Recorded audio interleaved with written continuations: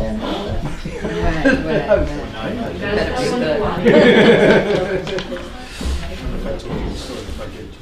Are we ready, Chalabis? we are ready, Jeff. Est-ce que vous ready? Commencions? Si? No. We are ready for the enlightenment Are download. you ready? Are you ready, my son? All right. Let's summon up the presence of divinity, summon up the presence of God. It could be either through your Ishtadevata, your chosen spiritual ideal, whomever or whatever that is, or you can merge your mind with divine emptiness. You can merge your mind with divinity itself. Take your pick. All right? Let's start.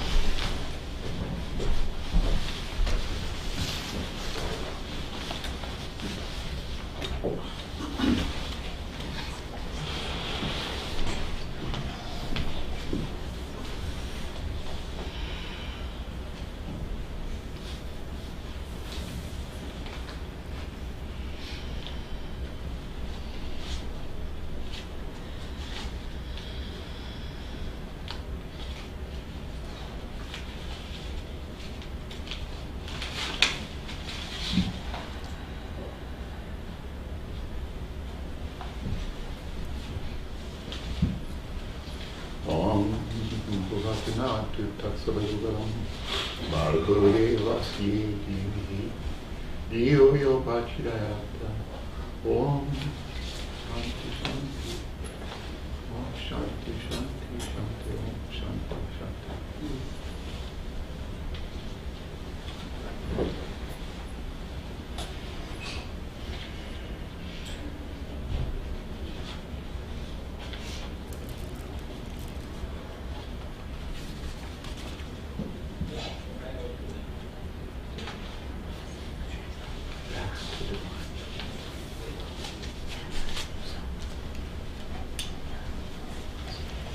Silence.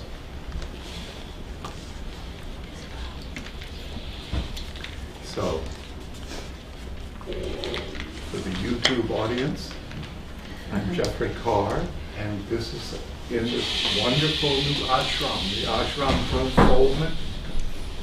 It's part of the International Foundation for Spiritual Unfoldment, and this is our New York AMS contingent fall retreat, and it's been absolutely heavenly. I mean, what could be better?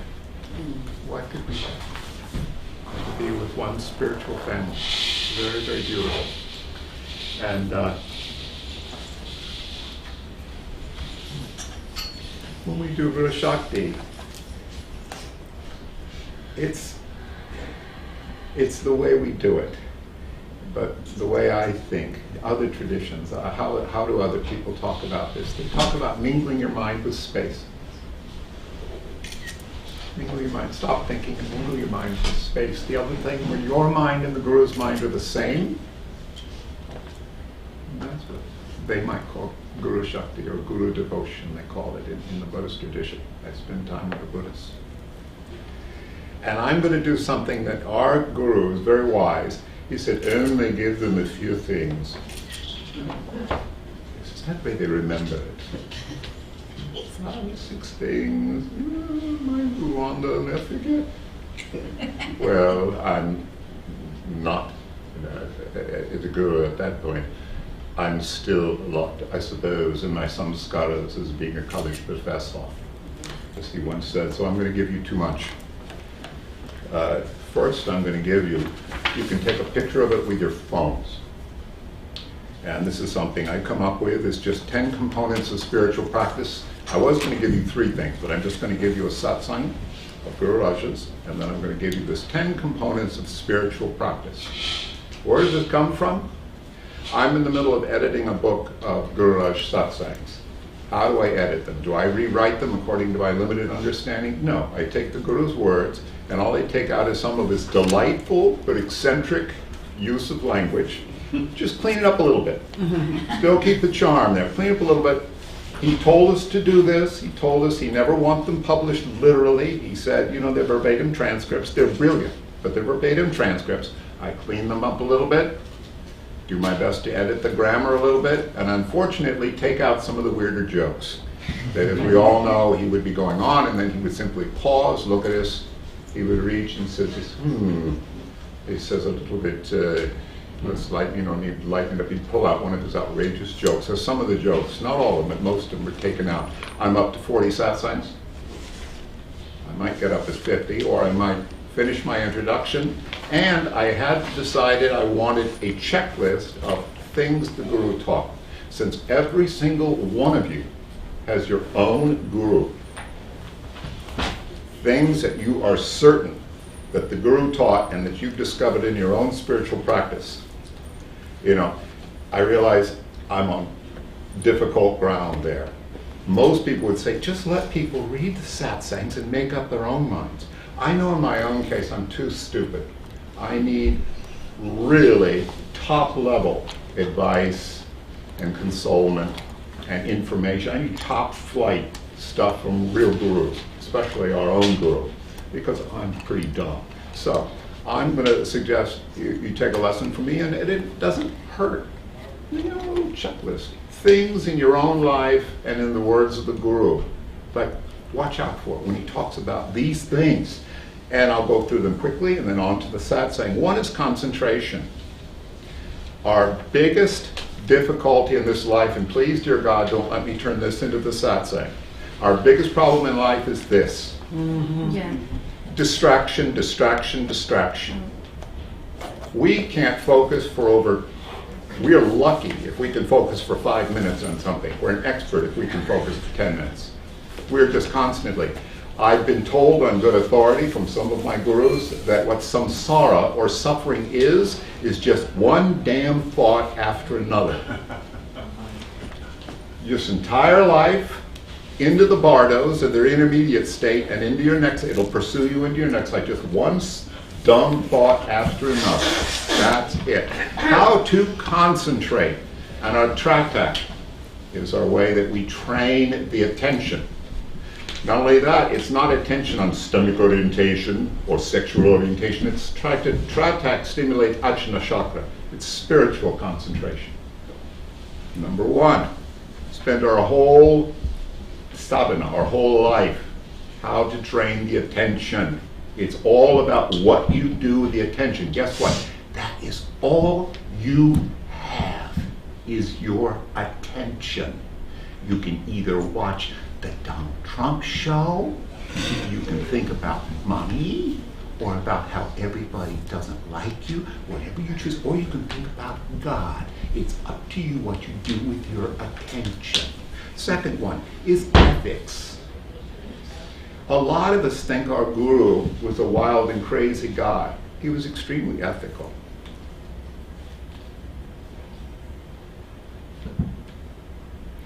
What do you do to have good ethics? What? Are you dumb? Be kind to others, be kind to yourself, try your best not to do evil.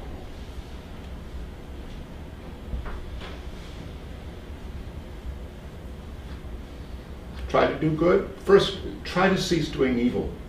Then try to do only good. First, try to stop doing evil. What's evil? Oh, come on. You need me to tell you that? Your conscience was excellent in telling you evil. It was excellent. By the way, Guru Raj says guilt was absolutely useless. Guilt is evil. You're just punishing yourself and others. That's all guilt is. Meditation. What is meditation do you need to be taught? First of all, there's daydreaming.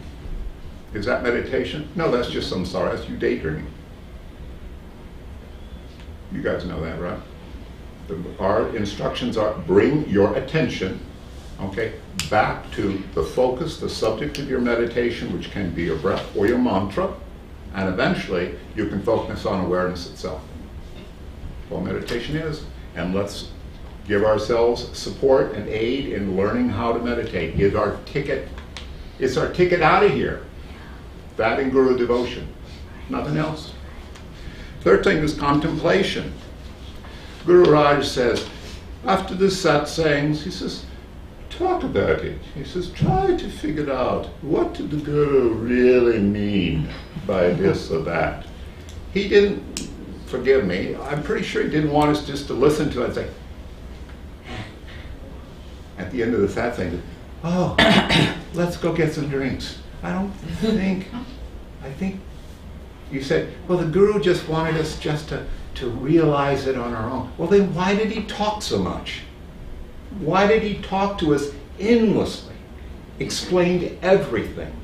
And as somebody in here, I have these great conversations, pointed out, a lot of our beloved current gurus, Rupert Spiro and Muji, they basically say the same stupid stuff over and over and over again. If you listen to that, our guru, every single satsang, and I know, because I have 40 of them, they're very different. There's themes, but they're completely different. Who can do that? It's pretty good. So, contemplation. Read, think about it, wonder about it, focus on it. What is it? What am I doing? Okay? And you can put down, you know, the novels, the TV, and think about this stuff. Talk about it. Renunciation, and I have a fancy. Whenever you type that into, I tried to type in Viagra when I was trying to figure out how to spell it, and I kept getting Viagra. Viagra. I kept getting Viagra. No, it's renunciation. Ramakrishna said this is the beginning, the middle, and the end of spiritual life. Christ was all about renunciation. Guru Raj, was he about renunciation? Yes. It's attachment that you're renouncing. You can do whatever you want if you're not attached to it. What do you attach? If you want to be attached to anything, be attached to God realization. It's non-attachment. It's another word for non-attachment. How do you relinquish your complete compulsion of money, your family, you know, your worries? Renounce your attachment to that, and it will slowly go away. They will. It means it's not very important to you ultimately. No reason why you can't have it, but it's just you're not your reason for being. Next one is devotion. Number of bhakti, that's big in our tradition. In fact, as soon as I think about it, you know,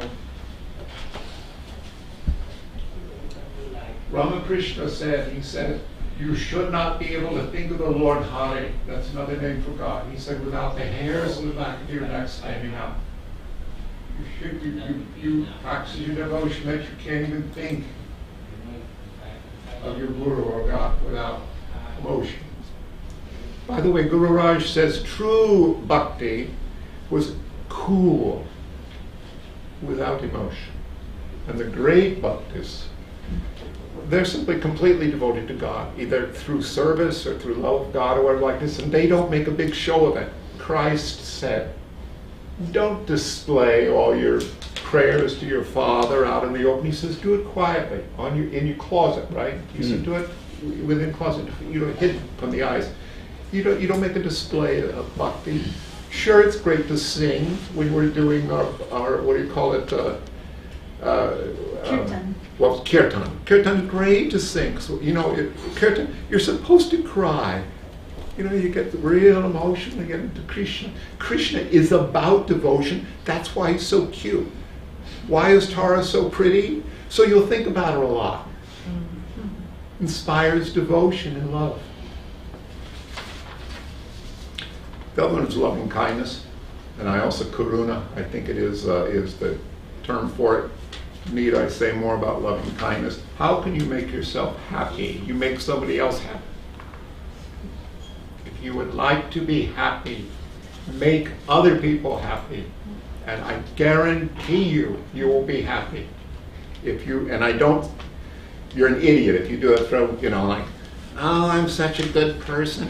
Oh, I'm giving to the. I'm not talking about that kind of nonsense. That's bullshitting yourself. I need a genuine act of kindness. Like, for example, don't say that cutting remark. Cease doing evil. And spontaneous acts of kindness and goodwill. What can we do to save the world? How about being nice? To everybody, just be nice. Why not? Remember Guru was saying, he says, people will tell you, I always put a smile on 10 to 15 faces. Do you remember that line? I always put a smile. He did. That's why he acted like a frickin' clown.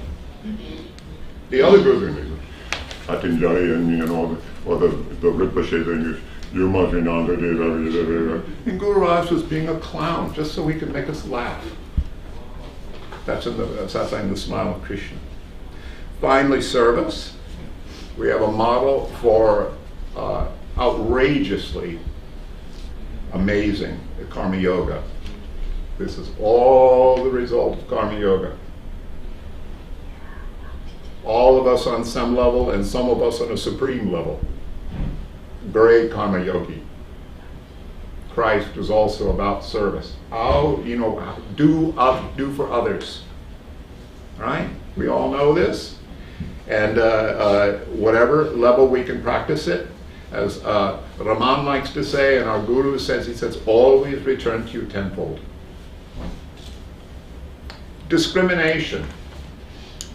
That means discrimination is Raj Yoga. It means to use your spiritual awareness to discriminate between what's real and what is dreams, what's Maya, what's illusion, what's just the passing, constantly changing phenomenon of life.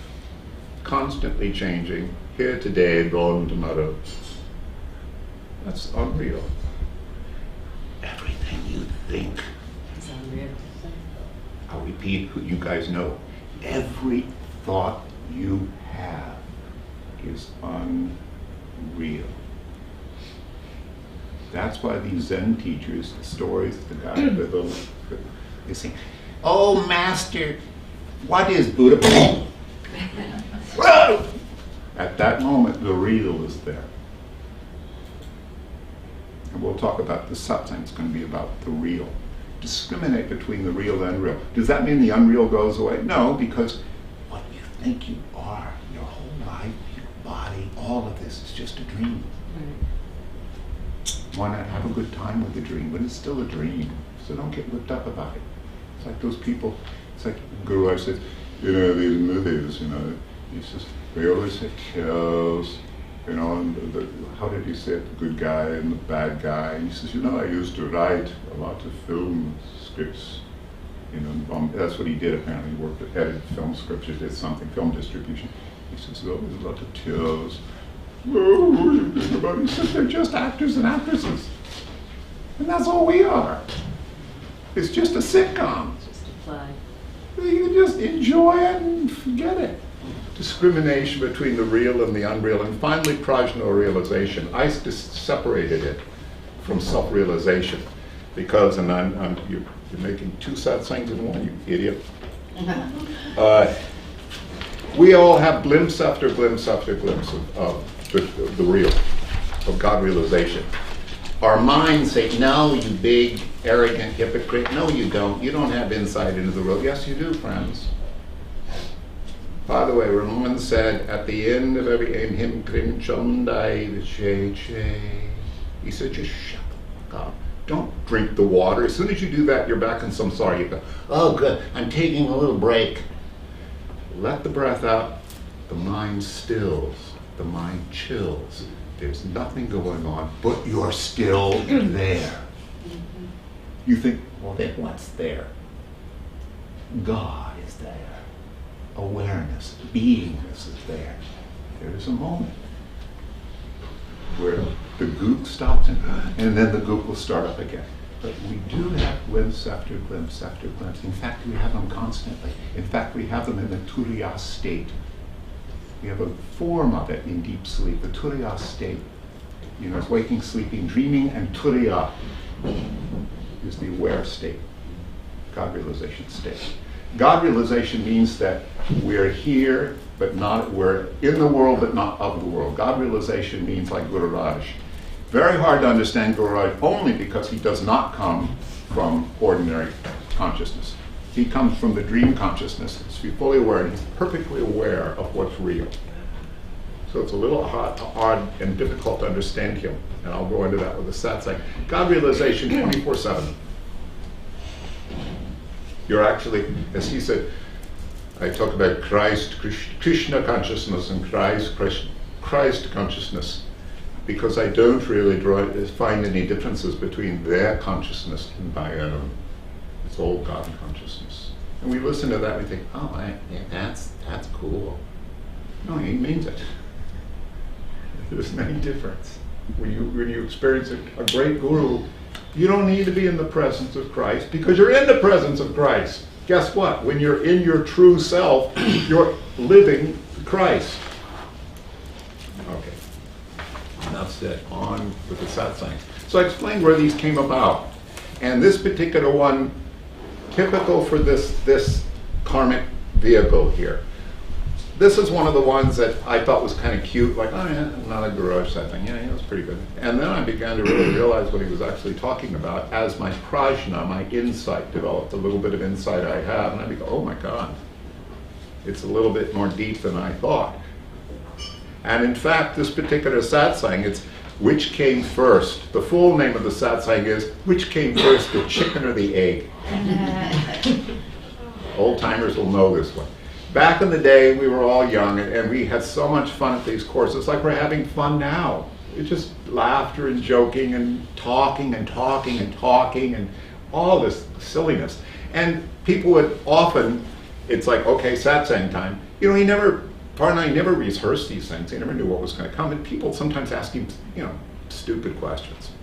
And this time they were asking a jokey one. And this was, I think, was Jagrati. And she said, oh, Guru Raj.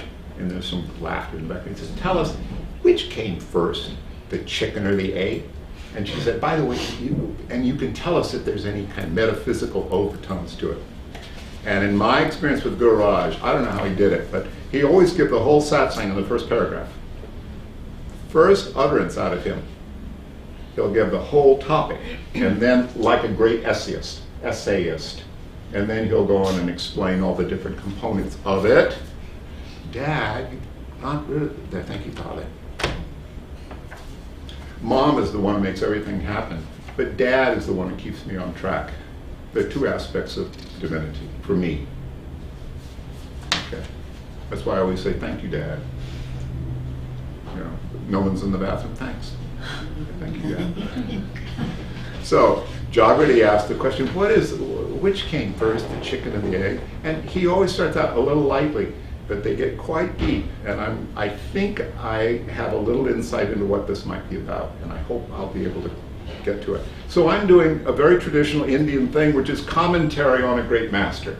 The Indians are masters at that. They're always having commentary, sometimes by highly enlightened people themselves will comment on Shankaracharya or somebody like that, some earlier great master. So I'm doing my little bit, commentary on the great master, Guru Rajananda Yogi. There is and I'll try not to do it on my guru impression voice. Okay. There is an age-old question that has never been answered. What came first, the chicken or the egg? Now, the argument has always been that if the egg were first, then who laid the egg? And if the chicken was first, then where did that egg come from to create the chicken? He's talking about how did all this begin? How did you begin? Really? Where did you come from? What's the beginning of all this? This mess. What's that? Vibration. What's that? What does it mean? And where did the vibration come from? That's what he's asking. And if the chicken, so the answer is this. We all expected him to make, well, you can't tell, it's infinite, it's all infinity, it's all God. No, he actually answered the question. He said, the answer is this, that the egg came first and not the chicken. Immediately went, oh. Somebody actually answered the age-old question. The reason is that through the entire process of evolution, from when we had that Big Bang, as you know from the Big Bang theory, the power and the energy that was first generated made the eggs. So there we have the twist. At first he said Big Bang. Now, we have a quaint and mythology in the West, and our scientists are the one that give us the mythology. I was joking about it. I was told that we used to be Australopithecines, 4-foot-high apes, and then we turned into Homo erectus, and then we became Homo neanderthalis, and then we became Homo sapiens sapiens. Okay, that's funny. But we're also told by the physicists there was something called the Big Bang. It was way back billions of years ago, and it blew up, and there was nothing there before, and then somehow it turned into everything. We said, oh, okay. So he makes a reference to the Big Bang, but then he said, the power and the energy that was generated from the Big Bang made the eggs. Most of us were too dark, but like eggs flying around. Like little white eggs? What? And there was not only one egg that was made, but as those energies shot out, many eggs were created. What eggs are you talking about, Gururaj? This is because in the process of evolution, there has to be a life force. Oh, instead of energies, there's something, he's talking about life force. We're still not quite sure, but that sounds a little bit more concrete. A similar question might be, who came first, the man or the woman? What? They came simultaneously into being through that very same process. What has he done with that? Well, one of the strangest things about being a human being is that we have men and women. There's people cross-gender and all that, but they either neither man nor woman, or both men or women, or a man that's a woman or a man, but they're still men and women. Why is that? Why? So he's bringing up this polarities, how, as we all know, in this drama in our lives like that, you know, a lot of the drama comes out of because we're men and women. So, in the egg, there was life from the beginning. But the difference is that it was an unlaid egg. So now he started talking about the beginnings, the unlaid eggs. He talked about the Big Bang that generated all this energy that created all these eggs. Now he's talking about in the egg there was life, that life force from the beginning. But before it, it was an unlaid egg. Again, he's talking about beginnings. It created itself. In other words, it was the product of a causeless cause, like everything else in the universe.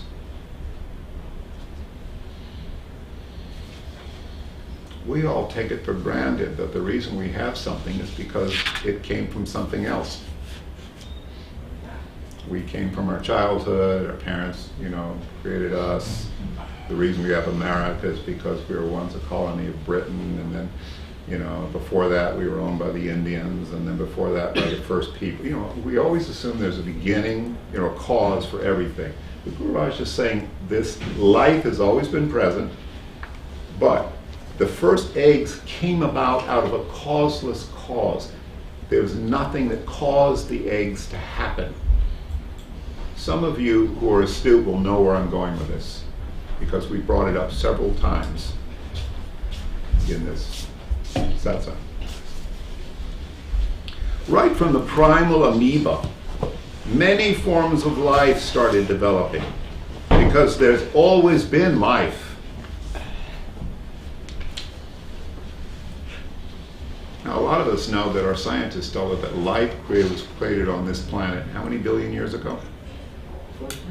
3.5 or some billion years ago. Shortly, they said, you know, within a billion years after the planet. This is their fable. I don't know if that's true. That's close. No, it's just stuff they say. So he says there's always been life.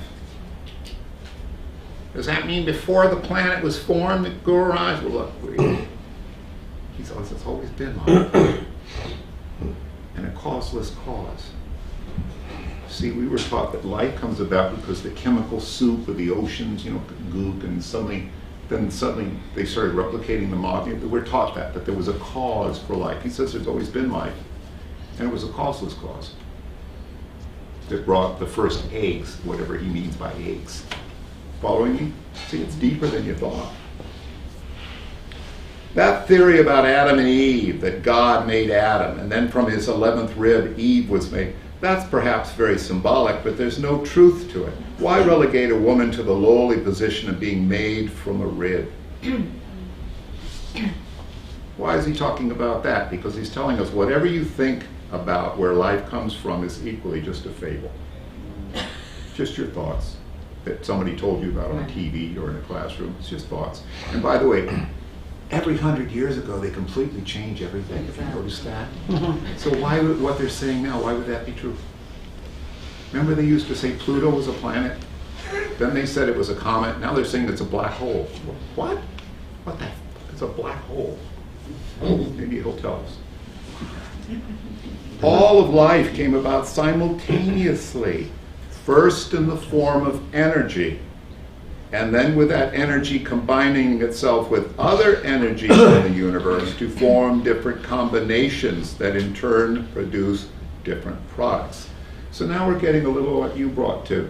Oh, energies, whatever that is. And we know, we also use this word vibrations.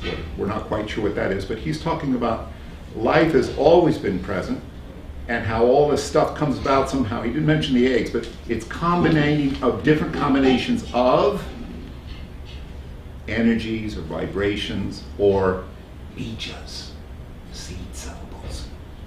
Remember Raman talking about bijas, seed syllables? Another way of thinking about, I'm giving it away. Some of you will figure it out. I'm going to try this in with some of what Raman is talking about. So, bija, seed syllables.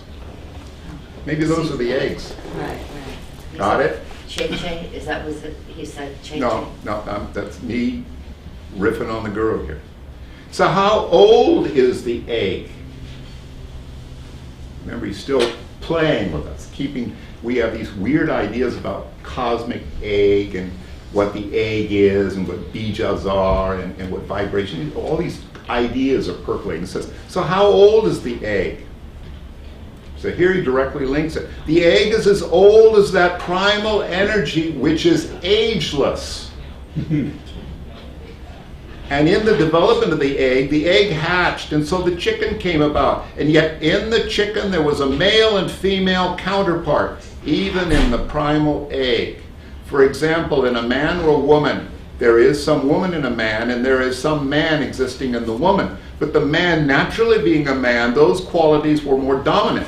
And in a woman, her particular qualities were more dominant. And so she became a woman. But always remember that in the egg came first and not the chicken. Now this is, I figured out actually in meditation, oh, you guys all know that trees come from acorns, right?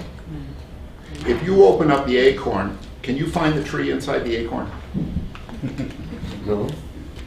The embryo. But it's not a tree. No. We all know that our thoughts come from our brain, right? Yeah. But if you open up the brain, can you find any thoughts in there? No. Guess what? They do find, in a way, they notice, I heard this from, who was that guy who died, that great brain guy, who always talked about Stephen brain. Hawking? No, come on. Einstein? No. He died recently. He was a wonderful New York Times, you'll know. The guy who talked about pathologies of the brain.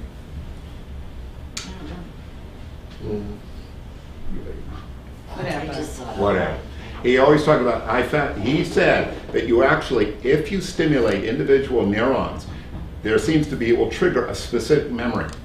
He also said specific parts of neurons in the brain will trigger, like teeth or parts of facial recognition and all this stuff. In other words, he was implying that maybe each neuron, there's every single model of every single car, has a specific neuron memory. One cell assigned to remembering that. So maybe the memories, but if you opened up that cell, you won't find the memory. This is the trick, and I'm getting off topic. If you stimulate the brain, a picture of that car will show up in your mind. But where is the mind? In your brain? No. There's nothing. If you open up the brain, you can't find it. If you open up the acorn, you can't see a tree. If you open up the egg, you can't find the egg. And he said, in every man there's some woman, in every woman there's some man. He's talking about potential for something, and then the thing being manifested. Get it? The egg potential for something, something being manifested, but the thing being manifested is not apparent from the causes. Did you get that philosophically? The causes do not resemble the result. Could you Not resemble the result. Jeff, could you, No. that confused me a little. The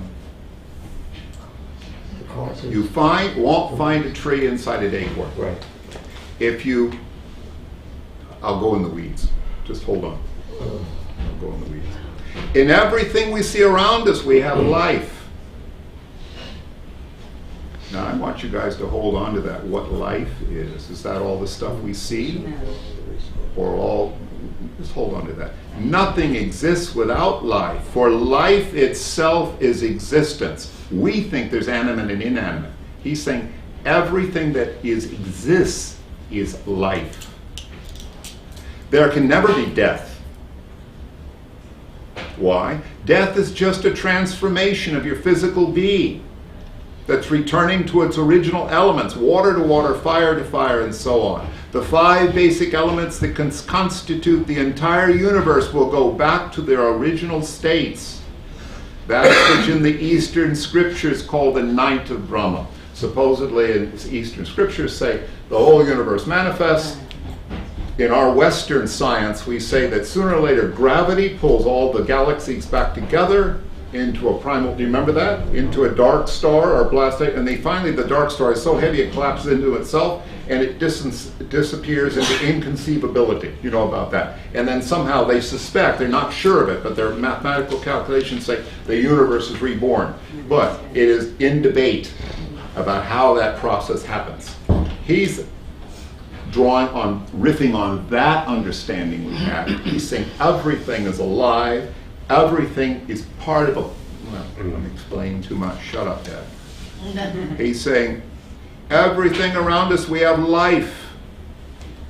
Then he goes on, the night of Brahman is the return of everything coming back.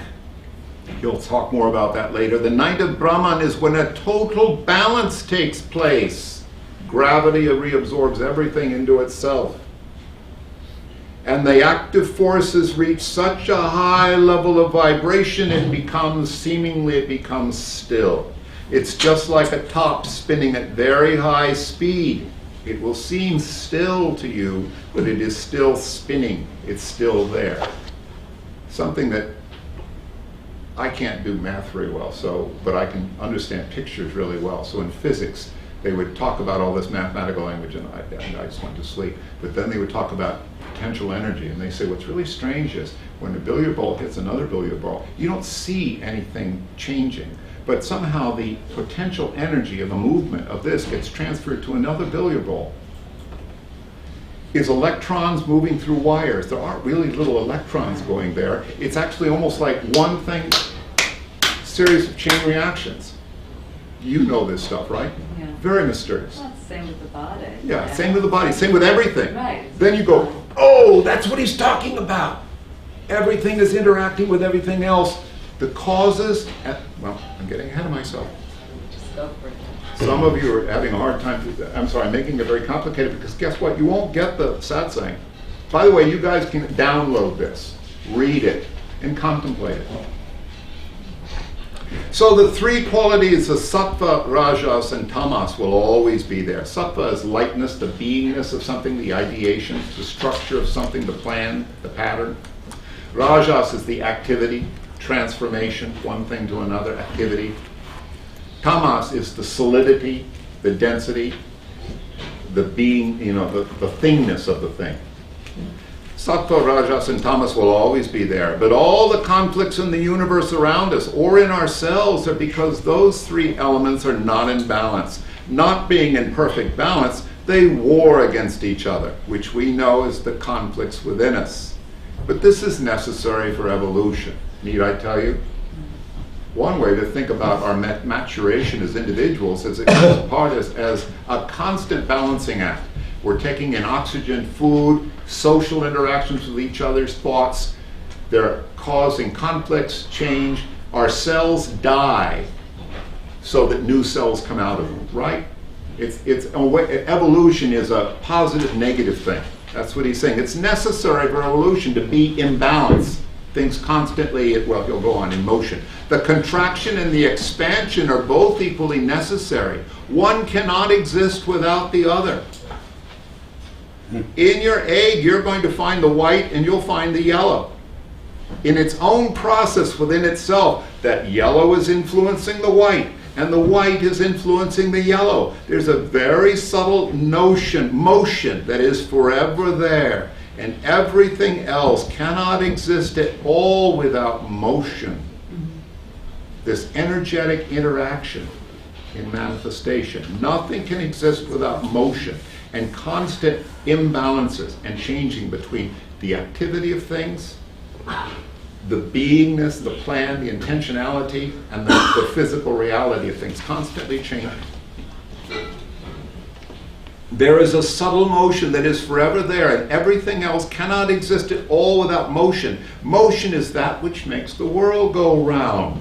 If we accept motion, which we have to accept, then we're going to have to accept conflicts as well. In other words, if you want anything at all to happen, the complexity of life, the hopes, the fears, the desires, the disappointments, all of that is all part of it. The whole banana. He said, if you accept life at all, you're going to have to accept this constant interplay of energies. It's only conflict that can produce motion, and motion in turn produces conflict. It's like the egg producing the hen, and then the hen produces the egg. Now, he brings up a really interesting, we are conditioned, our minds think, well, we came from the little ovum, and then it turns into the embryo, and then it turns into the zygote. Is that right? The zygote. Yeah. The zygote. The egg turns into the zygote, turns into the embryo, turns into the baby, the fetus, turns into the baby, turns into the little kid, turns into your teenager, turns into the mommy, turns into you. We think that way. He's saying, no, it goes both ways. There's production. It's not just a chronological causal thing. It's all mixed up. It's a cycle which goes on and on and on. While we find the egg still exists in the chicken, the acorn exists in the oak tree, and the entire oak tree exists in the acorn.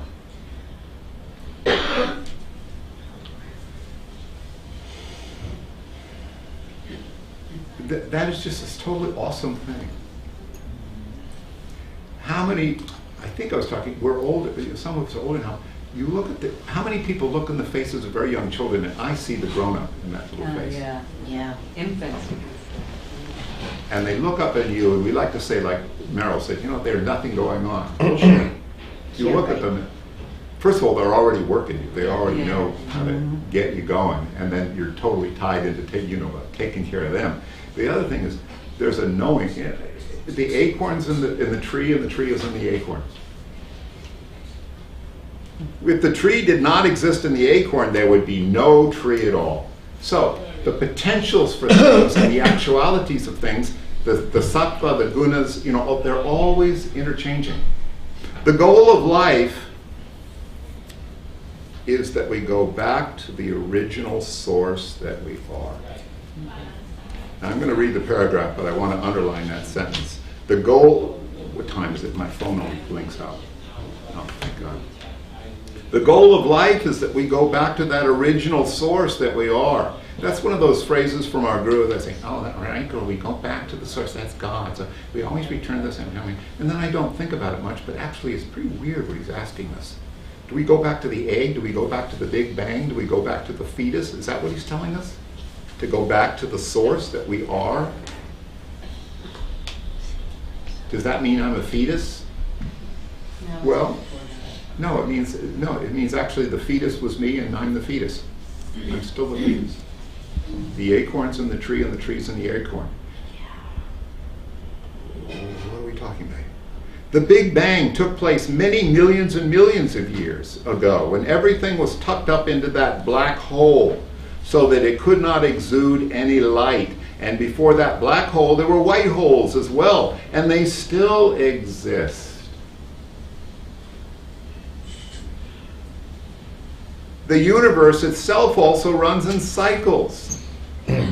It goes into a stage called the pralaya, or the dissolved state,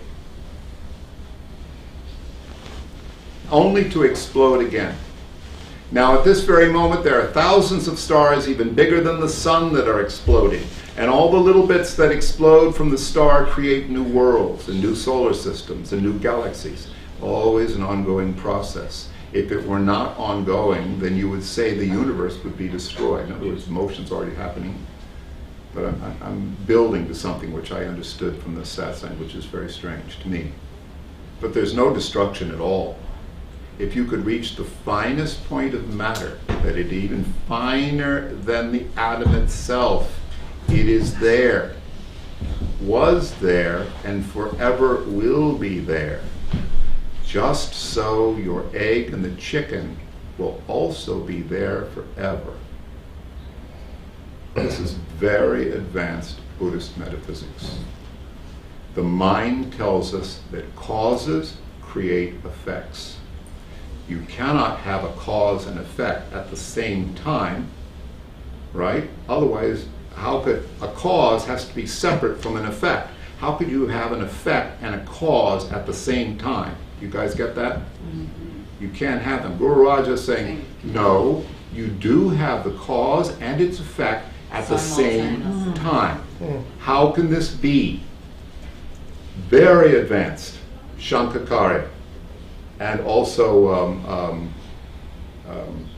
Nagarjuna said actually, first of all, in a certain way, nothing ever happens.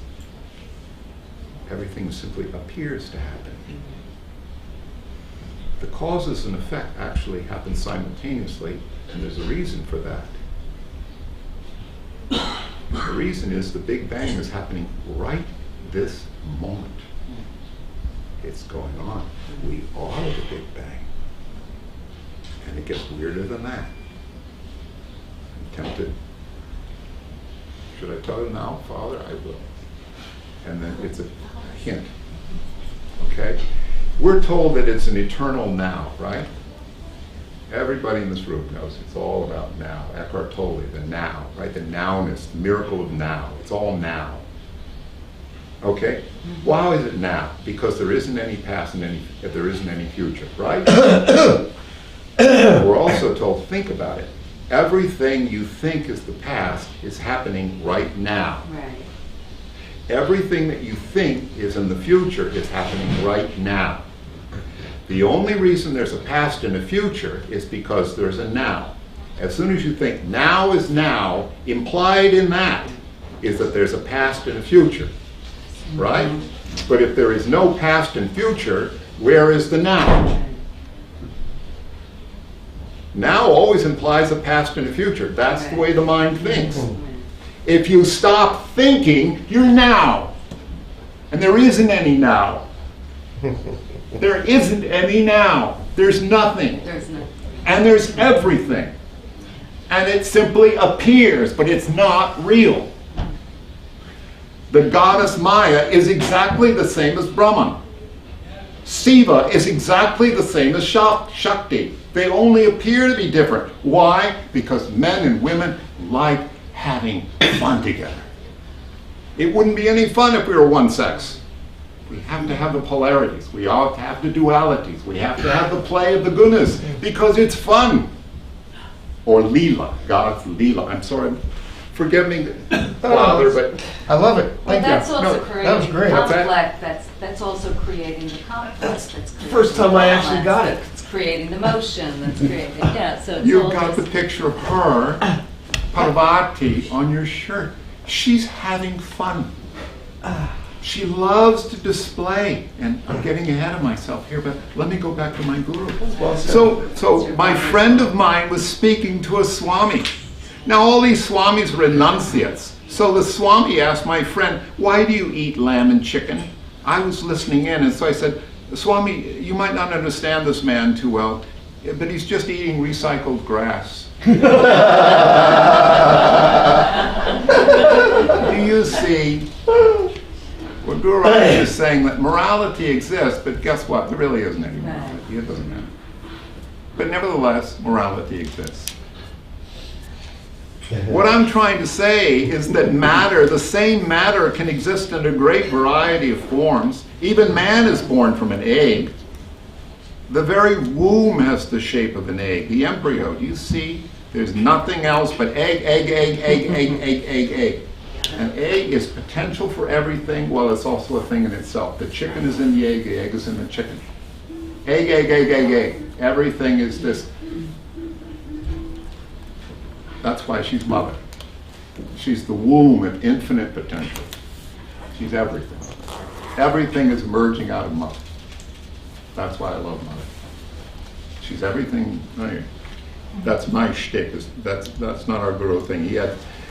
It's in our chant, actually. That's what Aim Him Krim Chamandayi Vichete is the egg, egg, egg, egg, egg, egg, egg. We could just say egg, egg, egg, egg, egg, egg. That's all it is. The egg is the source. If you could stand apart from the universe, this universe looks like an egg. In Sanskrit, it's called the... Haranyagarbha. Thank you. You're welcome. Say it again. Haranyagarbha. Thank you. Garbha means womb. The golden womb that produces all creation. Do you see? That's mother. Pakriti. They say it like that. Or the great God, Maya, or the Mahadevi, or just Devi. That's this whole beautiful universe, which is just an egg. We see it as all these forms because we're part of the forms. But actually it's simply energy. And all the energy is compacted back in the egg. It's all part of the black hole. It's all part of the point, the bindu. Bindu. You guys know what a bindu is? A point, an energy point. And this is advanced stuff. It's wherever you focus your attention completely, the pranas gather. Right. Wherever you focus your attention, that is the black hole. Do you get it? Yeah, I got it. You got it. By the way, if you really get this, you're enlightened. Well, no. But I'm not enlightened. no, Yeah, but by the way, who said that? that's true. Just your mind. Right, exactly. If you understand what I'm talking about, the chicken's in the egg and the egg's in the chicken, you're doing pretty well. So birth must be Well, but there, you but have to death is never there. Nothing can die because everything's energy. Mother doesn't, nothing can die. How can anything die? So you say, well, but I like my life. What about my kids? Well, guess what? Before you were born, you didn't have your kids. And your kids will grow up and everything changes. By the way, every minute your thoughts change. Every minute you're reborn. There isn't a constant eternal self within you. Are you the same person you were 20 years ago? Of course not. One thing, 20 years ago you had no idea who you were going to be now. You don't have any idea who you were when you were a child. It's just a thought, it's just a fantasy. You don't really have an experience. How could you, a grown-up, recreate the experience of a child? You can't do it. It's a fantasy, it's thoughts. So birth must be there, but death is never there. It's just a beautiful transformation occurs. Then you are born again after that rest period, but in a different dimension. We're always being reborn into different dimensions. It's called bardos, in the Tibet tradition, bardos. But you're not destroyed, you are alive in that dimension. Yes, Guraj, there's no death. You are alive, just like the acorns in the tree and the trees in the acorn. You never destroyed. You simply, that energy just takes form after form after form endlessly, because Mother, infinitely creative. And she's infinitely beautiful. You have no, do you have any idea how beautiful Mother is? She's staggeringly beautiful. Staggeringly beautiful. That's why when the artists try to depict her, they try to pick the most beautiful image they can possibly come up with, so that you get some glimmer in our human way of just how splendid divinity is. The egg and the chicken. How splendidly beautiful that is. You were alive in that dimension. You discard the bodies, you would just discard the shell of the egg, and the body goes back to its original elements. But that which is you, the Jiva Atman, the embodied Atman, the embodied divinity, the living God or goddess, that which is you, the Jiva Atman, remains. Now that Jiva Atman means that your soul and your mind exist in a different dimension to take rebirth again. And you take on another form and another life. And in the life after this life, you take a form. By the way, your personality doesn't survive death. You guys all know that? Right.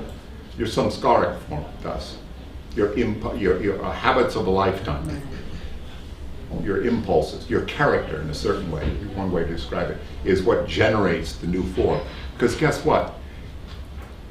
You don't stay, your thoughts change all the time, your beliefs change all the time, they really do. So you don't have a personality anyway, it's always changing.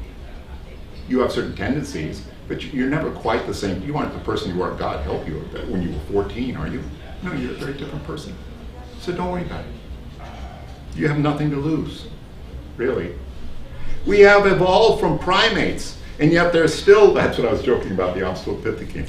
Do you guys know what an Australopithecine is? Oh, you mean It's supposed to, yeah, it's just a bunch of stuff they came up, they dug up the little bones somewhere, and they said, oh, wait, and they said, it's Ethiopia. Yeah, it's just a fantasy. They're still looking for the missing link. How did the ape man become the human man? That missing link will never be found, because the transformation takes place in a totally different dimension. Therefore, try as they might, the missing link will never be found. Science has not reached that level of subtlety yet. They've only gone so far as subatomic matter. But when they go still further still, there will be subatomic matter, and there's no end to it. Then we reach the stage which is called the spirit. But the spirit is also matter. What you might call material, I will call spiritual. And therefore, looking at it from that angle, the spirit is eternal.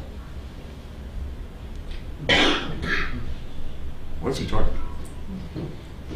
Well, let's just, some of it I don't want to go into right now, but let's just remind ourselves that this stuff that we've constructed in our head, that first there was the Australopithecus, then there was the Homo erectus, then there was Homo habilis, then there was the Neanderthal. Yeah, Homo neanderthalis, which they say wasn't a direct link to us, and then finally Cro-Magnon man, and then finally, and Beijing man was, and finally there's Cro-Magnon man.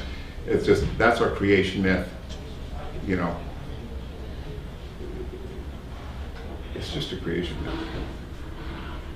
Okay. He's saying right here that what was really going on was always spirit. That's eternal. The rest of it's dreams. I think. It's more complicated. He's trying to mess up our notion of causality, because we believe there is a past, we believe there is a future, and there isn't. There's only being. That's all it is. It's only being, and being is always changing. Can I ask one question? Yeah, quick. Just a quick one. You know, one sentence. Yeah. Well, if there can't be death, there cannot be birth either. There's only fluctuations. Right. There's not even. There's no birth or Not death. only that, but remember he said, the spinning top. It appears to, there's violent movement, but it appears to be still. There's really simply being. And all of the apparent birth and the apparent death is just transformations of energy. Right. Yeah. The beingness, as Fluctuations. he says, is ageless. When he said ageless, we think, oh, that means it goes back billions of years. No, he means ageless. It has no age. It doesn't. Spirit, being never changes. It is never born, it never dies. That's why they say it is the beginningless beginning. That's why it's no cause, there's no end to it.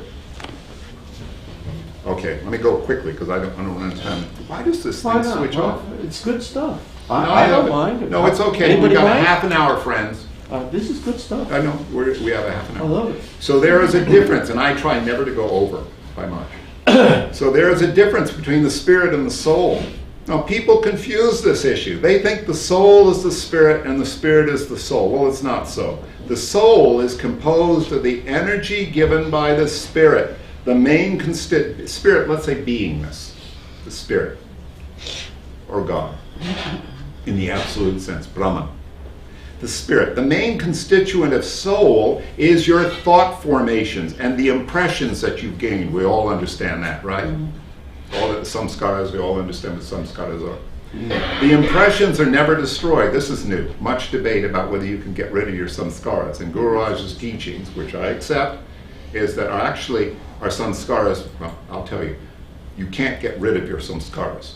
Does that mean I'm stuck with myself? Here's what he says. These impressions are never destroyed. You can discard wrong impressions, but they'll just go to another person who's at that stage of evolution, and they will strengthen the negativity within that person. Your positive impressions will go to someone who's very positive, and his positivity will be greatly enhanced. That's why we like to say, let the mind not think about negative thoughts. By doing so, you are doing a great disservice to yourself because you'll suffer from this negativity, but you're also making someone else more negative. This is because the person has negativity in him, and your thought forces are strengthening the negativity in that person. And the same applies to positivity. So by positive ways of thinking, we're not only helping ourselves, but you're helping someone else. I've thought about this passage a lot. It's cardinal in Buddhism that your own karma cannot be given to another person or taken away. And I always say, but I thought we were all one. And I've asked this to the very best, and they say, not so. We're actually individual mind streams, they call it. I won't tell you what I know, but I won't tell you what a mind stream. Mind streams. Otherwise, they said, wouldn't the great ones have simply cured everybody if it's all one mind? Buddha would have said, oh, it's all one.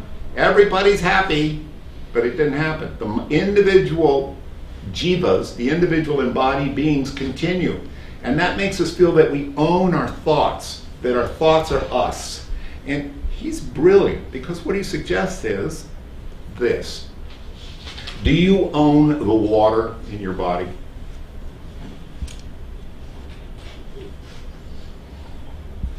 No.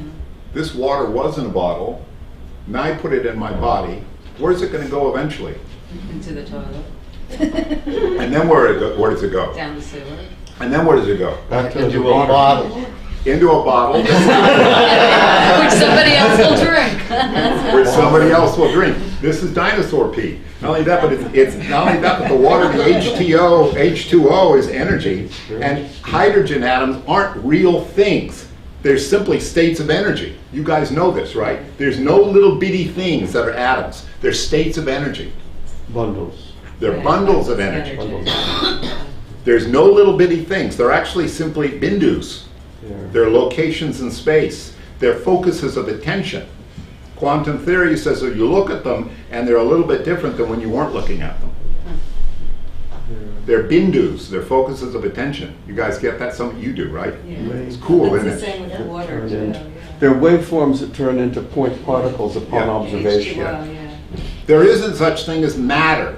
Right. Matter is just bundles of energy that's constantly changing. You got it? Even, everybody, that's impermanence. Everything's constantly changing. Ditto are thought forms. And at first I thought, does that mean there's little words flying around, and that somehow it gets absorbed into your brain? No, it means that we as humans are always in communication with each other. Who the heck taught you how to talk? You say, well, the brain is structured in such a way that it automatically learned how to talk. How do you learn to talk? You heard everybody else around you talking, and it picked up the language automatically. Our thoughts really are completely shared. Our knowledge is completely shared. Everything you have, you think inside this little cranium, came from language, images from your fellow human beings. Think about it. You think, when I burn myself, well, somebody, your parent, your mom, or somebody said, you poor little thing. Don't put your finger in the fire, Pooh, because you'll burn yourself. You don't say it like that. Just say, take your hand away from that fire. Whoa! And you have a samskara. Right? We learn everything from others. Of course, we share our thoughts. If you go around being grumpy, you're going to make other people around you grumpy. So cheer the frick up. You know? Other people are, like, sometimes forgive me, okay, or you'll like this. Sometimes when I meditate and do like Kundalini, so like, you know, I'll get horny. And then why it was, well, I guess because I'm focusing on Swadhisthana or something like that. But actually, it's just like that people are having horny thoughts. There's lots of horny energy among human beings. So periodically, even if you're an old guy, you'll get horny, or you get greedy, or you get happy. You know, it's all stuff that we share. It's endorphins. The women all, don't you, the women all, the ladies all, if you all hang out together, your cycles all end up matching one another. Somehow we're all sharing energy, we're sharing thoughts all the time. So what he says is, it makes perfect sense. And he's saying, so we're responsible. If you're thinking nasty thoughts about other people, they're figuring it out. They know on some level. True. So every thought, every spoken word is never destroyed. And then he goes on, a poet composes a beautiful poem. He or she has not created that poem. And when a musician is composing a piece of music, he hasn't created that music. The music is there all the time. But what that poet or musician has done is to have tuned his or her mind to a higher vibration. And then they have caught the thoughts that are floating around, or I'll say the energy impulses floating around at the time. You do not get possessed by the thoughts. First of all, I'm going to end up, like, well, Mozart was a great genius. That's why he wrote all that great music. Not so. He grew up in a climate. He had the genetic propensity to do that. He's surrounded where music of that kind was intensely appreciated. And he got plenty of stokes when he was a tiny kid. Everybody around him, oh my God, his father put him on the stage, right? He had to go around and perform all over Europe, and he was composing symphonies. You know, in other words, he was part of an environment that allowed all of that egg to come out. There are plenty of people right now shoveling shit somewhere that are Mozart, or potential Mozart. But the thoughts didn't express itself through that particular form. You're a genius when everybody around you enables you, empowers you to be a genius. You have the potential. You do not, and this is the second point he makes, you do not get possessed by the thoughts. You don't channel anything. It's impossible. Thank you, Guru Raj. I'm not a big fan of channelers. I know a lot of you guys are into it, you know, that's fine. But, you know, he says you can't channel anything. By the way, all those people, I'm channeling the Guru, I'm channeling the Guru's dead. Actually, he's not dead. His form is here. He hadn't gone anywhere. If he isn't here, how can we be talking about something that doesn't exist? It does exist. Otherwise, you wouldn't know what the heck I was talking about. Right? There's no such thing as another entity possessing you and then talking through you. But if you can know those thoughts that are forever floating around unembodied, then you can have the ability to draw from that storehouse. Where is that storehouse ultimately? But in your superconscious mind. It exists nowhere else. There is only one universal mind, and you can definitely tap into it. You can go beyond the conscious and the subconscious to the level of the superconscious, which is the one mind, and is that first emanation, the explosion of cosmic little eggs, one of which became you, and all your thoughts are little eggs. I've just flown out from the emanator, the source, which I'll talk about more, the cosmic egg, the central egg, the little dot which Merrill called nature. Couldn't disagree more, Merrill. Merrill said this manifest universe of little forms that in front of it was nature. The source is something else. I could feel the ripple as people went, tell me, Merrill's wrong. I think I'm going to say it a little bit differently. The emanator, you could call, I says him God, but it God never created this world. That guy couldn't help it. It's an automatic emanation. To create implies a will. It implies a thought that you bring into creation. No thought involved in that primal energy, in that black hole, in that bindu, in the Brahman. No thinking. Automatically, prakriti. Automatically manifestation occurs. It's a function of the manifestor. It's like fire and heat. You can't have a fire without the heat, and you can't have a heat without fire. Right? The emanator, you can call him God, never created this world. The guy couldn't help it. It was an automatic emanation. The flower cannot help giving off fragrance. It is its nature. So there's no creator. He just is. Now, when the manifestation came about, did the manifester go away? Was there a cause and then now we have the effect? Or is the manifestor, the absolute transcendental, the isness, the it, the beingness, is it still here? Yes. We're part of it. We're not even a part of it, we are it. Yeah, that's what I'm saying, that's the I am. In fact, there's nothing else Exactly. but the manifestor. The manifestation is a constantly changing dream, light show, changing array, impermanence. So I'm getting ahead of myself. The energy just is. It's neither male nor female is needed to bring about this universe. It's like the egg, which is nothing else but an emanation of certain forces that formulated as an egg.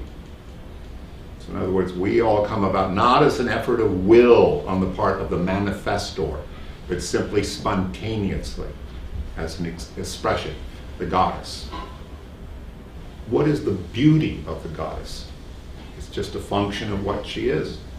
She's beautiful. She isn't trying to be beautiful or expressing beauty. Just beauty is what she is. She's beautiful.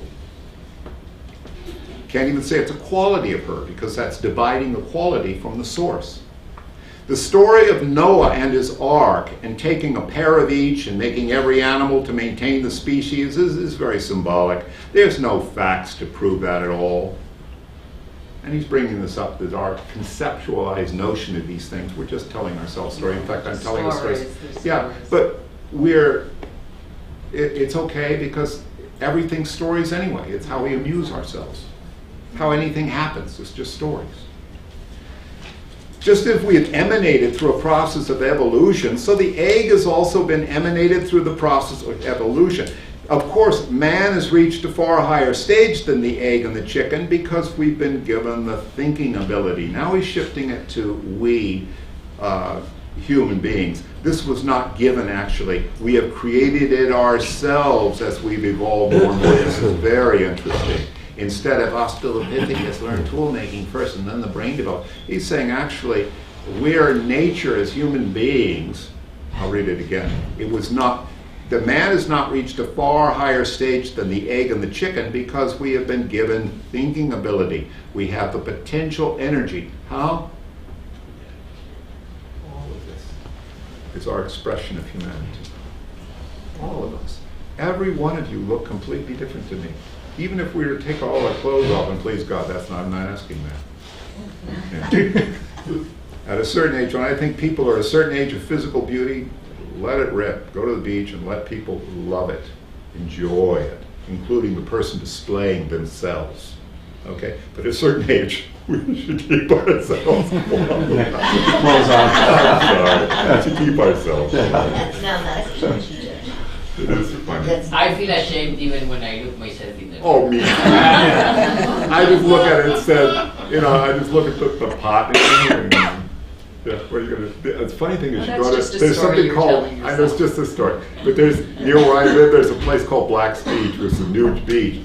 Ooh, nude beach. Maybe we'll check it out. The tourists, they go down. What are you buying?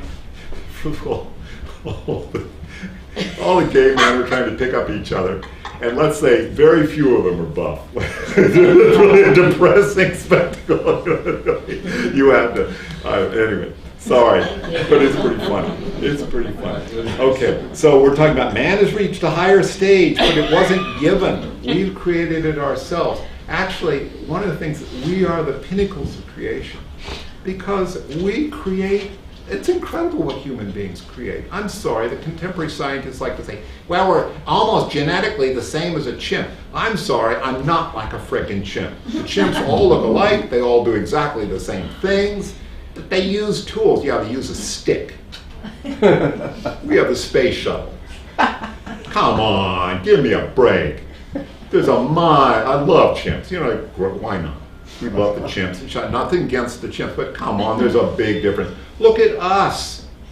The variety of dress, thoughts, expression in human beings is beyond amazing. It's absolutely freaking astonishing what we can do. We are the pinnacle, the angels. The Indian philosophy says the divas, the devis, the gods, and everything envy us because we have moral choice. We have a wider range of mental activity. Gods are just list out there, they're having, and the asuras are busy fighting. So we too are the emanators of thought forms. If this was not so, then what would be the difference between you and the egg and the god? There is no difference ultimately. They're all just at different stages. There are no lies at all.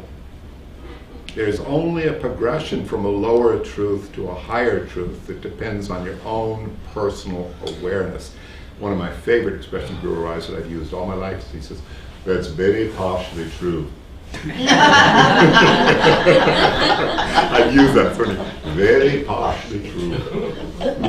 And the awareness is limitless. It can encompass the entire universe. You can be everywhere at the same time. For the sincere seeker, that is where our meditation takes us, through our practices, our perseverance, and our carrying on. And you can reach the stage where you are just aware. You reach the stage of total knowingness. And that knowingness is the greatest realization that dawns upon you. The greatest realization that dawns upon you is that you and I are one. We're exactly the same. How? You've heard Guru Raj say, what is that? The knowing of which all else is known. What is that? The knowing of which all else is known. And we think, well, does that mean I'm going to know everything in the Encyclopedia Britannica? Sure, if you read the whole frickin' Encyclopedia Britannica, you can recite it all because you can understand language. But what he's really getting at, the facility of knowing itself. Not the object of knowing, the faculty of the knowing awareness itself. The awareness itself. Not the object of awareness. The awareness, the knowing itself is the thing that, or the isness that knows everything else, that allows everything else to come into being. You get it? It's the being itself. This is what it's all about. That's what it's referring to. It's the awareness itself. That is the bindu. That is the womb of creation, the awareness. The potential, you can think of it, the quantum foam, the potential, the energy potential of everything, the possibility of knowing everything is that knowing what is that? the knowing of which, catch that, the activity of knowing of which all else is known. Some of you maybe got that. It's really, if you completely get it, you're enlightened. You reach that stage where you're just aware. You can reach that stage of total knowingness. And in that turiya state, in that knowingness, the greatest realization that dawns upon you that you and I are one. We are not apart. We are all based on that one universal mind, which is the superimposition upon divinity. Super individual, it's almost like it's the way divinity appears. Divinity itself has no appearance because it's simply the potential of being aware of forms. That's a complicated, gooky way of trying to state it, but you know what I'm talking about, right? Pretty cool. By the way, once you truly get self-realized, you know, if I die, who cares? What am I? Ultimately, I'm just knowingness. I'm just being. You guys can carry on being without me. When you guys all go, the universe will still be. Well, if I'm identified, as Meryl was saying, if you don't identify with this limited changing name and form, that you're convinced that you're your body is constantly changing. I used to be pretty cute. Now I got a pot. I changed. My body is different. And soon it will be dead. Do I identify with the body? Sure, I still partially identify with the body. Otherwise, I look in the mirror and I think, you know, like Guraj must have thought I was hysterical. It's funny. Why do I think I'm here and you're over there? Because we're both appearing in awareness. It's something, because whatever, my attachment, ego, stuff, I think I'm here, you guys are out there. Actually, I know better. But my instincts still tell me, my samskaric body, my ego patternings. Guraj, he didn't have that illusion. He saw no difference between himself and others. Or maybe he did, who knows. So, if you come from the one universal mind, you can reach back to the universal mind. That is what is done in prayers. You don't pray to the impersonal God, which is Brahman, the black hole, the individual point. You pray to the universal mind, which is the personal God. Everything that you know is the personal God. Even in meditation, you can reach that universal mind, and then when you go to the impersonal God, let me repeat that. You don't pray to the impersonal God. You pray to the universal mind, which is the personal God. Even in meditation, you reach that universal mind, and then you go into the impersonal God, and in that is the void which you can enter. And so you become one with the impersonal God, and then you become that energy that sustains the entire universe, and that is true emergence. You think that sounds hip? Probably is hip. Mataji, who knew about this stuff, once asked, he says, if and when we go beyond name and form, how do we know we've been there? And how do we bring this realization back into everyday life? Yes, Mataji. That's why she's Mataji. That's a good question. Similar question, the Turiya state. We're merged into awareness without an object of awareness, just awareness. How do we know we've been there? And the yogis say, you come back feeling very refreshed. Yeah, you know. By inference, you know you've been there. There's no memory, and there's no thought formations in the Turiya state. That's why we show up very rested. It's why in meditation it makes you feel good. Because you return to the Turiya state. Raman said, if you wouldn't take a sip of water for a moment, there's a good chance you'll be momentarily in the absolute. Why not? Be good for you. Give that silly yakking mind a rest. You merge into the impersonal knowing of no separation at all. And that's called love. He's damn right. Most of what we think is love is a business transaction. Tell you what, I'll do this for you if you do this stuff for me, but God help you if you don't do what I want you to do, because then I'll divorce you. That's what we call love. You know, he's talking about emergence, very different kind of love, divine love. When people talk of love, they talk of a very limited love. The highest level that they can reach is the love that flows from the superconscious mind. But that's the personal God. That's where you feel, and it's very possible. Some of you have felt this for a moment. It's like you walk and there's no difference between you and anything. Like that, but you just look at people and there's nothing. You weep. Everybody's gorgeous. You can go like this. You know what I'm talking about? Yeah. Everything is freaking gorgeous. Everything's great. You feel a little like you did when you were 15 and in love. You know, it's just people thought you were insufferable because you were just going, hi. You just weep with, you can't believe it. Everything is perfect. There's nothing. You don't have to do anything. Everything is shiningly perfect. There's nothing to do.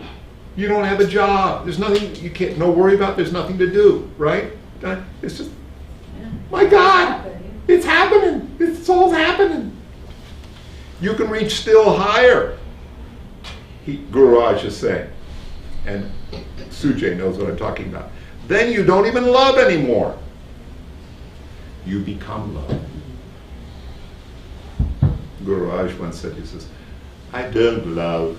How do you say? I don't. He says, I don't love anyone. I am love. For that energy of the impersonal is nothing else but love. Therefore, love cannot be definable because the impersonal God, that's Brahman, the transcendental absolute, the absolute beingness, the spinning top, the bindu, the black hole, the egg. The impersonal God is also indefinable. It's the only true reality, the highest level of reality. Wow. For my money, I don't know anybody who says it better. Nisargata, Ramakrishna. Wow. Vivekananda. Not a. This is beautiful. This is our guru. This is the absolute truth, my friends. It doesn't get any better than this. Trust me, I've read it all. Now, what is real to you, the egg or the chicken? What does he mean by that? The real or the unreal? Number 9. What's important to you? The egg or the chicken? Up to you, friends. Both. Equally. Both are real. People talk about illusions. This reality that we live in is no illusion. This is a chair, and I know it's a chair, and I admit it's a chair. But at the same time, I also realize that, no, sorry. How am I doing? You're doing fine. Oh, I'm sorry, I'm going to go a little over. I'll spit it up. It's okay. Listen, this is very interesting. I'm very into emptiness, if you haven't caught on already. That's supposed to be a sickness, a problem with spiritual seekers. Well, I get addicted to I like this whole thing of the emptiness, the isness, and all that kind of stuff. The real cool people say the middle way in Buddhism. They say, and Ramakrishna said, listen, the people who love Krishna and the people who love the Absolute, it's the same thing, friends. You can't put one better than the other. You can't say that's a progression. Like, well, first you're kind of dumb, so you think there's a God, or you think things are real, and God is a spirit. But when you really catch on, you realize everything is empty, and it's all beingness and God. Not so. Bless Guru Raj's heart that he's aware of that. That's why he is not quite a Shaivanite. He is a Vaishnavite. He is a devotee of Krishna, but he also understands the transcendental absolute. That's why I think he's a very important guru. He will not deny Krishna manifestation. That's why he's also hidden in our thing as the Shakti. He might even be a Shakti, in certain ways a Shakti worshipper. This emanation, the power of the power of this. To call her Maya is a disrespect, a dissing of the goddess. Maya implies like it's not real. He's saying, damn not, like, then why are you crying? Why is the world miserable? Because it's real and unreal. But let me read on. This is a chair. I know it's a chair. I also realize that there is a force that holding the molecules of this world together. Similarly, we can sense the invisible sap that gives this flower its own form of life. But it's there. And if we cannot actually see this invisible sap, that doesn't mean it's non-existent. Therefore, we can talk about that supreme existence. We talk about absolute bliss, absolute existence, absolute knowledge, which is Satchitananda. Satchitananda. Absolute bliss, absolute existence, absolute knowledge, which is the power of each and every one of you. You already have it in yourself. You have the totality of wisdom within you. Why? Because you're not this name and form. You're it. As Guru Raj told us 1,000,000 times. We are it. Otherwise, we wouldn't be here. It couldn't exist. There's no difference between the manifestation and the manifester. The conscious mind is so limited that only a little part of that vast knowledge comes through it. So when the conscious mind opens itself more and more, then you can draw in more and more from the infinite source. The conscious mind can reach the entire universe. And this is something new that I'm teaching you. They say that the finite mind cannot comprehend the infinite mind. But that's only part of it. This so-called finite mind can also be made infinite. All of those layers, the conscious, the subconscious, and the superconsciousness, they can all be extended into limitlessness. This 3-pound brain that we have has 12 billion cells, and we're only using 1/1,000,000th part of those 12 billion cells. No wonder it's limited. Even Einstein had said used only about 8% of the brain power, not 100%. Read the next. Once you awaken the mind and you become aware of that 100% of your mind, then there is no knowledge at all that could remain beyond you. Everything is known. So as the Upanishads would say, what is there that by the knowing of which everything else is known? To find that spirit that is forever there and to realize the spirit. What's the spirit? Brahman, the egg, that beingness. To realize that spirit, to become one with that spirit, to know that you are that spirit. Remember Mataji, Merrillji talking about that. Okay? He's saying, damn it, identify with the source. Don't identify with the gook. That's not you. It changes all the time. It isn't real. It's a dream. You're suffering about, yes, you're suffering. Not denying the suffering or what you are. Respect it. But know it's real. Find that spirit that is forever there, and to realize that spirit, become one with that spirit, then you are in the land of wisdom and all is bliss. Joy, joy, joy permeates every cell of your body. And where is that universal mind to be found? Within you. All those different systems that we have in our little body are also part of the universal mind. There are many systems over which people have no control. The automatic systems within us, but control can be had. So this is, okay, I'm going to speed up. Forever. I should have been dead when I was 15, but I'm still alive and kicking. That's what the doctors said. And even today, the doctors are surprised how I managed to live. They just can't believe it. Sugar diabetes, open heart operation, non-malignant cancer, you name it. You can throw the whole book at me, but I'm still alive. Why? Because I am one with that source of all energy. So it's possible you can extend your life. Many theologians believe that when you are born on a certain date, when you're going to die is already written down. Well, that's a lie. It's not even true. Your date is never written down. You write your history. You write your ending, just as you have written your beginning. That's why you can write. That's why you can write your ending. You took this present form now. You were the author of the beginning, so you are also the author of the ending. For that spirit which you are, was, is, and always will be is without end. I just understood why he's talking this way.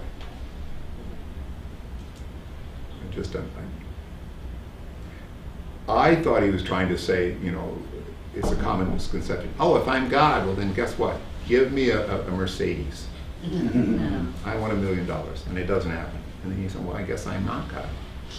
He's talking about what you choose to identify with is up to you. You just look at you want a Mercedes? Oh, I love this. Neem Karoli Baba. Do you know who Neem Karoli Baba is? He once said, I have all the money in America. What? I already have all the money. He just said, I have all the money in America. Well then, oh, okay. No, you don't. Everybody else owns it. No, I own it. Well, okay, he owns it. Good. You know what I mean? All you have to do is think about a Mercedes. You want a Mercedes? I have a Mercedes. In other words, you can just decide what you choose to identify with.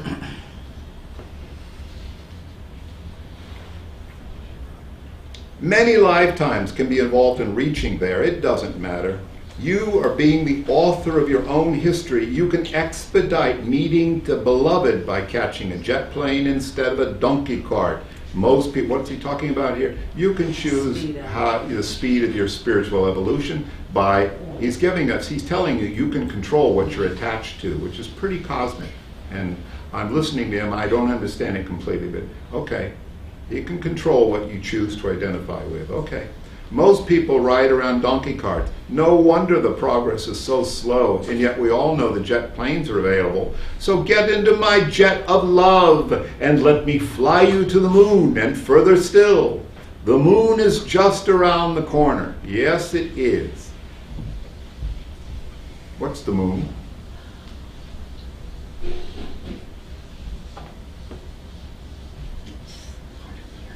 Happiness, cosmic consciousness. Awareness? Awareness. Maybe it is awareness. The moon is just... You know why? Because you're totally aware and you're not identified with who you are. Then you get a kick out of so-and-so driving a Mercedes. That's my Mercedes that person's driving around. It's a poetic metaphor. Yeah, it's a polite, but it's more. It's getting out of what you think you are. Knowingness is just around the corner. Yeah. Just around the corner. And getting out of this limited consciousness that we're in. All right? It's just to cognize and to recognize it over and over and over again until it becomes the melody of your life. You just keep on humming it away. So much joy and so much ecstasy. Then you will know, truly know, that the egg came before the chicken. It isn't about this gook that you think you are. You were the source of the gook. You made it up. So it doesn't have to run you. I wish I could just all lift you up and take you there. For what I can experience, all of you can definitely experience too. No one person has the monopoly of finding unity consciousness, that unified field. No one has that monopoly because everyone is the owner. The Buddhists like to imply that only the Tulkus and the Rinpoches have it, and that we're potential Buddha nature. It's potential, but if you work for many lifetimes and contribute to the temple fund regularly, you'll acquire merit. And sooner or later, you'll get Buddhahood. Guru Raj is saying, you can have it all now. Just ride in his chariot of love. The egg is the entire chicken. Although unborn as it might take time to grow until it gets hatched. So we all require hatching. But you've got to do your part with your little, before he gets into the final thing, and then thank you guys, I'm really late. Sorry, I'm so sorry. Anyhow, I'll go 15 after. One thing is, we forget this isn't the only life we have. Right. Once I said to my dear teacher, Scott McBride, I said, you know, I was being stupid when I said, last guy, he says, don't worry, Jeff, there's always another life. Right. Remember Guru Raj said, he said, you never lose anything. rather that's Arjuna, excuse me, Krishna says this to Arjuna. Arjuna said, what if I do a lot of good things in this life, but then I get killed and I never get enlightened? What happens? Krishna says, don't worry, you never lose anything. You'll attract all that energy will manifest to the mind stream. So, you don't have a Mercedes in this life? Make an aspiration for you have a Mercedes in the next life, if you still want one. You're not a part of the universe. You are the entire universe. The egg is the entire chicken, although unborn as it might be. It also just takes time to grow until it gets hatched. So we all require hatching, but you've got to do your part. With your little beak, you've got to try to break that shell to come out when you're ready. But you have to have a good guru, someone who knows his onions, who will help by tapping that egg a little bit. It makes us think about dinner. Tap that egg a little bit and making it easier for you. He can hear the little beak or whatever it is. It's tapping from the inside. Help me, guru. He will tap from the outside. He will hear and say, that chicken is ripe now and ready to come out. But he has to be very careful not to tap too hard, or else it will become an omelet. And we want the chicken and not the omelet. I love that. As he once said, he says, sometimes I'm tactful and sometimes I'm like a tack. Beautiful. And he says, secondly, he says, sometimes I have to use a 1-pound hammer, sometimes a 2-pound hammer. And then I also like, he says, you want difficulty samadhi? I can arrange it very quickly with a baseball bat. So you see, you chickens, that's where you have to be. If you can view things from the perspective I'm giving you, your life will be completely transformed. You are the product of total beauty. Total beauty. I took out 2 of them, but he said it 4 times. Total beauty. There's nothing ugly about anything. If divinity is regarded to be beauty, then its manifestation is beautiful too. But we have to see it. I lived in a home once where there was a tree, and it had a very awkward shape. And a very good friend said, Guruji, oh, you were talking about the tree. Was that you? Somebody was telling me about the tree. Guruji, why don't you cut down that tree? Just get rid of it. So I explained to him the beauty of the tree. Look at the abstract art that lies in the seeming ugliness. And when I went further into the details showing him the beauty of this awkward tree, he started realizing that it was beautiful. Then about 3 months later, when we met again, I was teasing him and I said, I'm going to cut down that tree. And he said, no, it's too beautiful. Don't cut it down. It's just a matter of understanding or seeing the beauty as beautiful abstract art. But that's what life is all about. But you yourself must be abstracted to know the beauty of the abstraction. What does he mean by that? You have to be open, I guess, vast to be able to. But why does that have abstract art? Abstract art doesn't depict anything. Right, it's just art. It's still beautiful, right. But it doesn't depict anything. Right? It just is. It just is. It's just beautiful. And it's not any particular thing. Our guru had knows his onions. So you don't obstruct the abstract, just change that O into an A. And there you are. The work is done.